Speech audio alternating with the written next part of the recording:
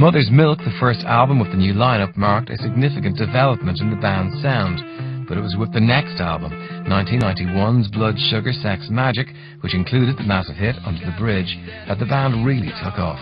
Blood Sugar Sex Magik was a huge leap forward in terms of togetherness and just tapping into something much more spacey and interesting than the more kind of earthly sounds of Mother's Milk. By the time we did Blood Sugar, I grew a lot. We all grew a lot. And we had been together and we were more comfortable with each other by that time. We had toured Mother's Milk to death, and we got in and we just wrote and jammed. We came up with stuff every day. But all was not as it seemed. Frusciante, as sensitive as he was gifted, couldn't come to terms with their new success, feeling he hadn't earned it.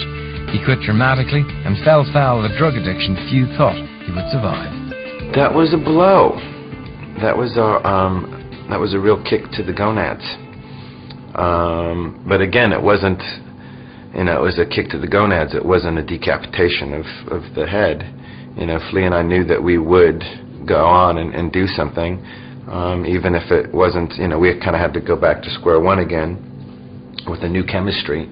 A very important thing to this band is chemistry and the way we all affect each other, and we all provide a necessary ingredient, and we're missing a big piece now. And we went through the kind of horrible period of auditioning guitar players, which I can't recommend as a great way to find a guitar player. You really have to just kind of, dive in the river and pray that the universe delivers you somebody that you can play with, because auditions, Broadway-style auditions, just, it doesn't work out that great.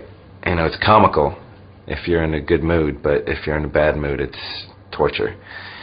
So, that never really worked. And then, sort of through word of mouth, we got together with Dave Navarro and kept it together. We kept it together, and it's a period that's not looked at as our finest moment.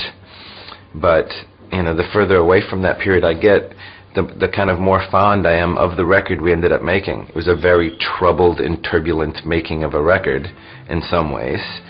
And in some ways we had fun, and there are songs on there that I'm proud of.